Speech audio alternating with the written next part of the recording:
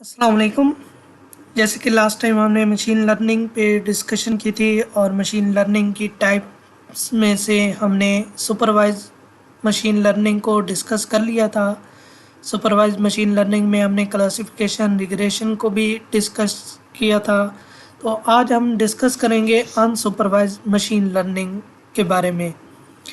तो unsupervised machine learning के बारे में डिस्कशन से पहले मैं थोड़ा सा रिवाइज़ करूँगा सुपरवाइज मशीन लर्निंग को, जिसको हमने कहा था कि बेस करती है सुपरविज़न पे। और इस डायग्राम से देखें तो आपको समझ आ रही होगी, जो लास्ट टाइम मैंने एग्जांपल भी आपको दी थी।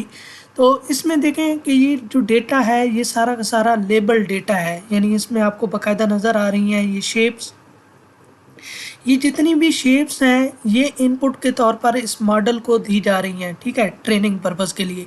और साथ में इनके लेबल्स भी दिए जा रहे हैं कि ये वाली स्क्वायर्स हैं, ये ट्रायंगल की शेप हैं, ये हेक्सागोन की शेप्स हैं। तो यानी उसको इनपुट भी दी जा रही है और साथ में उसकी करस्पॉन्डिंग आउटपुट भी दी जा रही है ट्रेन करने के लिए। और फिर जब वो ट्रेन हो जाएगा तो उसको टेस्ट किया जाएगा। टेस्ट करने के लिए उसको स्क्वायर दिया गया और एक ट्रायंगल की पिक्चर दी गई, तो उसने बता दिया कि ये स्क्वायर है और ये ट्रायंगल है, प्रिडिक्ट उसने कर दिया।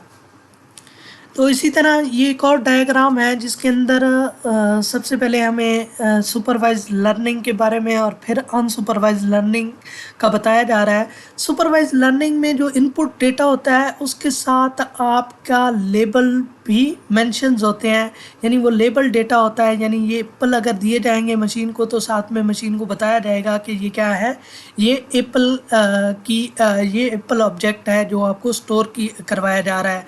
यानी एप्पल के एट्रीब्यूट या शेप या जो भी चीज़ उसको दी जा रही है साथ में उसके लेबल भी उसको दिया जाएगा।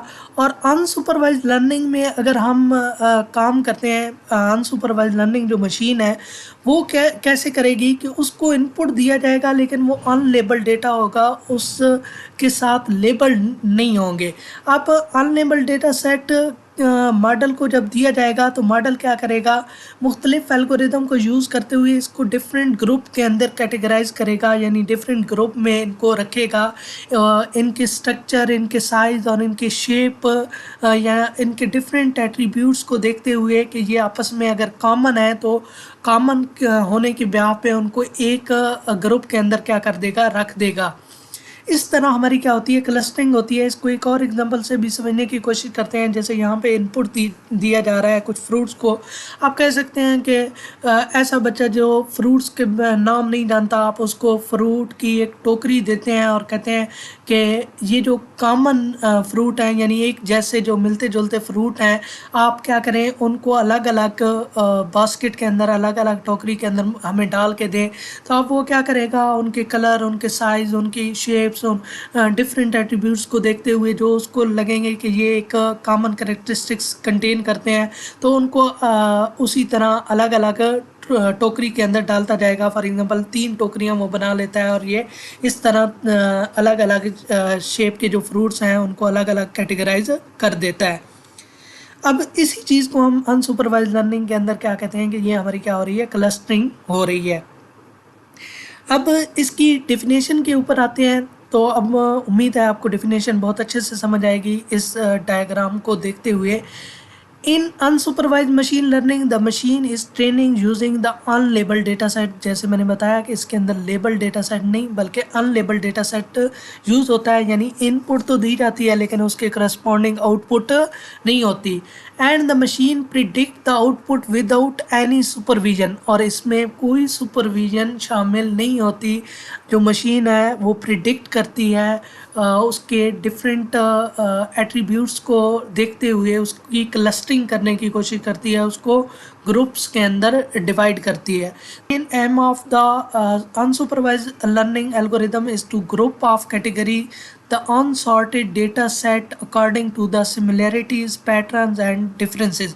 यानी उनके डिफरेंसेस को देखते हुए, उनके पैटर्न को देखते हुए, उनके अंदर सिमिलैरिटीज़ को देखते हुए हम क्या करते हैं, अनसॉर्टेड डेटा सेट को कैटेगराइज करते हैं कि ये अच्छा इन कैटेगरीज में आएगा, ये डेटा इस कैटेगरीज में आएगा, ये डेटा इस कैटेगरी में आएगा। अब देखें इसी तरह नेक्स्ट अगर इसको आप ट्रेन कर देते हैं और नेक्स्ट इसको अगर आप कोई और एक एप्पल देते हैं, इसको ट्रेन करने के बाद आप नेक्स्ट डे इसको एप्पल देते हैं, तो वो देखें वो किस कैटेगरी में, वो किस जगह इसको किस ग्रुप में डालेगा, तो वो इस एप्पल वाले ग्रुप में डाल देगा कि ये एक एप्पल ही है, यानी ये इस शेप से मिलता जुलता है।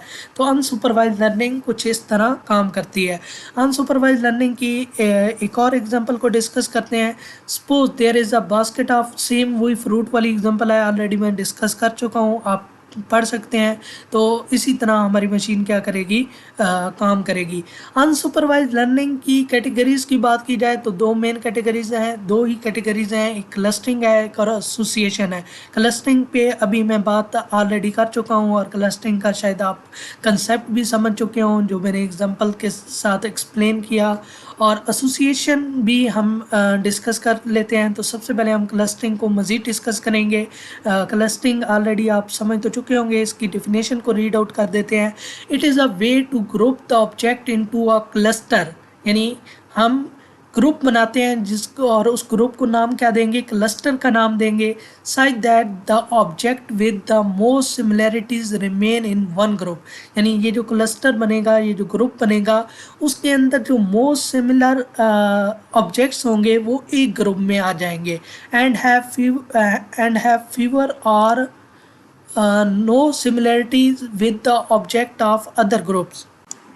इसी तरह अगर बाकी ग्रुप्स की बात की जाए तो उनके साथ चंद एक या बिल्कुल सिमिलैरिटीज़ नहीं होंगी बाकी ग्रुप्स के साथ। An example of the clustering algorithm is grouping the customer bye there purchasing behaviour.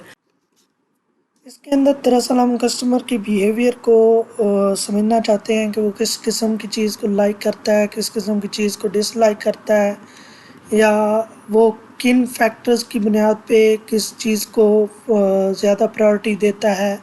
तो इन सारी चीज़ों को, जैसे आप फूड में एग्जांपल देखें तो किसी भी लोकेशन पे हम ये देखना चाहें कि वहाँ से पे कौन सा फूड जो है वो ज़्यादा पसंद किया जाता है, लाइक किया जाता है, डिसलाइक करने की वजह क्या है। तो इस तरह कस्टमर की बिहेवियर को जांच कर हम अपनी प्रोडक्शन करना चाहते हैं या अपने ऑर्डर्स करना चाहते हैं। तो इस तरह ये वाली एग्जांपल जो है वो इस तरह काम करती है। तो नेक्स्ट हम बात करते हैं एसोसिएशन की। एसोसिएशन रूल लर्निंग भी अनसुपरवाइज लर्निंग टेक्निक है और इसको भी हम एक एग्जांपल से समझने की कोशिश करते हैं। जैसे कि फॉर एग्जांपल आप किसी शॉप पे जाते हैं, या आप सपोज कर लें कि आप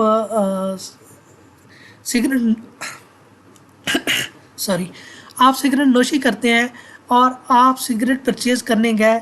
तो जब भी आप सिगरेट परचेज़ करते हैं तो साथ में आप माचिस भी लेते हैं। तो इसका मतलब है कि आपका जो सिगरेट परचेज़ करना है वो रिलेट करता है माचिस के साथ, यानी आप सब जब भी सिगरेट लेने जाएंगे, या हम कह सकते हैं कि जब भी जो कस्टमर सिगरेट लेने जाता है वो माचिस भी परचेज़ करता है। तो हम कल को एक एसोसिएशन रूल बना सकते हैं कि जो सिगरेट जब भी परचेज़ होगी तो उसके साथ माचिस भी लाजमी परचेज़ होगी। तो इसका मतलब है हमारे पास जितनी नंबर ऑफ़ सिगरेट्स की पैकेट होने चाहिए उतने नंबर ऑफ़ हमारे पास जो माचिस के पैकेट हैं वो भी होने चाहिए या उससे ज़्यादा होने चाहिए।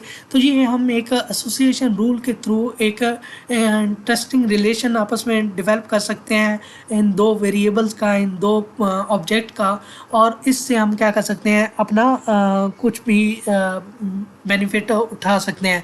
तो इसको डेफिनेशन को देख लेते हैं। Association rule learning is an unsupervised learning technique which find interesting relation among variable with in a large data set, यानी लार्ज डेटा सेट में हम डिफरेंट जो वेरिएबल्स हैं उनके दरमियान में रिलेशंस को फाइंड करने की कोशिश करते हैं। The main aim of this learning algorithm is to find the dependency of one data item on another data item, जैसे माचिस की सिगरेट के पैकेट के ऊपर या सिगरेट पैकेट की माचिस के ऊपर हम डिपेंडेंसी को क्या करते हैं, हम सिगरेट के पैकेट के ऊपर ही माचिस को, क्योंकि जो सिगरेट लेगा वो माचिस लाजमी नहीं है कि हर माचिस लेने वाला भी सिगरेट ले। तो हम इस तरह क्या करते हैं, डिपेंडेंसी को फाइंड आउट करते हैं and map those variables accordingly so that it can generate a maximum profit. जैसे मैंने अभी आपको एग्जांपल दी कि हम फिर उतने ही नंबर ऑफ पैकेट या उससे ज़्यादा ज़्यादा पैकेट हम माचिस के रखेंगे। The algorithm is mainly applied in market basket analysis, web use in mining और continuous production। नेक्स्ट हम डिस्कशन करेंगे एसोसिएशन एल्गोरिदम की। तो इसमें से पॉपुलर एल्गोरिदम है ए प्रायोरी एल्गोरिदम, एक्लेट है, उसके बाद एफपी ग्रोथ एल्गोरिदम है। उसके बाद हम डिस्कशन करेंगे एडवांटेज और डिसएडवांटेज ऑफ अनसुपरवाइज लर्निंग की। तो एडवांटेजेस की बात की जाए तो this algorithm can be use for complicated task, जैसे कि आपने देखा था कि हमारी कॉम्प्लिकेटेड टास्क को सुपरवाइज मशीन लर्निंग उस तरह नहीं कर सकती। तो कॉम्प्लिकेटेड टास्क को हम इजीली परफॉर्म कर सकते हैं अपने अनसुपरवाइज मशीन लर्निंग के साथ। और unsupervised algorithm are preferable for various task as getting the unlabelled data set. जहाँ भी अनलेबल डेटा सेट होगा, और अमूमन हमारे पास जो डेटा सेट होता है वो ज़्यादातर अनलेबल्ड होता है, तो अनलेबल डेटा सेट को हम जब भी डील करेंगे वहाँ पे हम प्रेफर करेंगे अनसुपरवाइज एल्गोरिदम को। डिसएडवांटेजेस की बात की जाए, the output of an unsupervised algorithm can be less accurate as the data set is not labeled।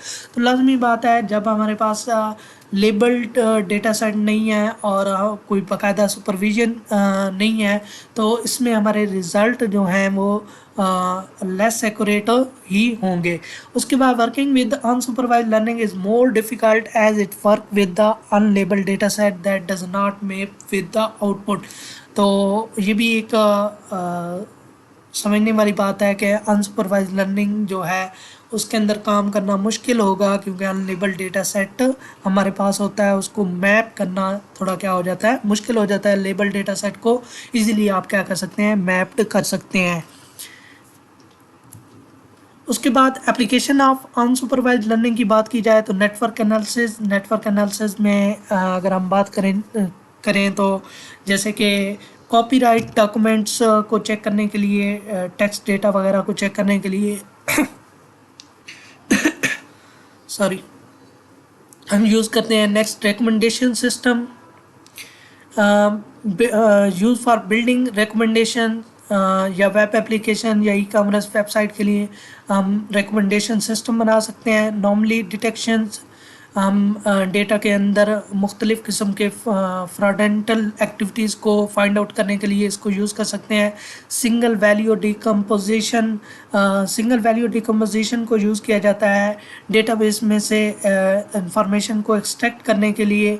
जैसे कि फॉर एग्ज़ाम्पल एक ही जगह पे मुख्तलिफ़ किस्म के पर्सनस जो मौजूद हैं एक ही जगह पे, तो उनकी जो लोकेशन है यानी सेम लोकेशन उनकी फाइंड आउट करने के लिए, एक्सट्रैक्ट करने के लिए उनकी इन्फॉर्मेशन हम क्या कर सकते हैं, इसको यूज़ कर सकते हैं।